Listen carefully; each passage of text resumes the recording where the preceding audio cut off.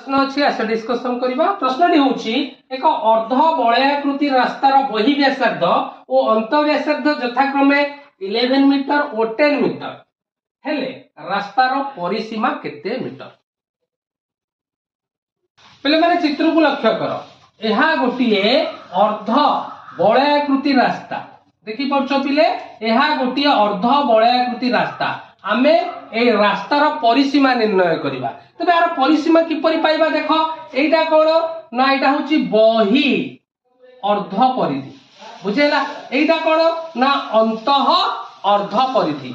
ए दुटा जाकर कोन हबो समष्टि प्लस एटा मिसिबो एटा मिसिबो पिले। एटा कोन ना एटा हला व्यासार्ध द्वयर अंतर। भला भाबरे बुझो।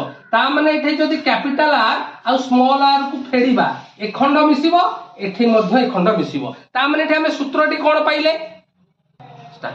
तबे पिले माने हमें एठी जानिले ए अर्ध बलयाकृति रास्तार परिसीमार सूत्र कोन ना बही परिधि प्लस अंतः परिधि प्लस 2 इंटू व्यासार्ध द्वयर अंतर बुझेला। तो तबे बही अर्ध परिधि कोन ना पाई आर काहे कि ना परिधि हला 2 पाई आर।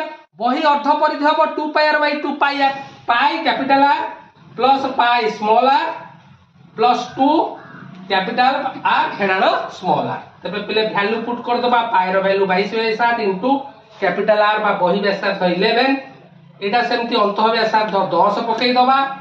11 रु 10 गले 1 आकु समाधान कले पिले आमे एठी पाइले 462 विभक्त 7 प्लस 2 पिले आकु आमे लघिष्ठ कले केते पाइले ना 66 66 plus 2 is equal to 68 metre. तेनु प्रश्न पचारि थिला अर्ध बलयाकृति रास्तार परिसीमा हबो 68 मीटर।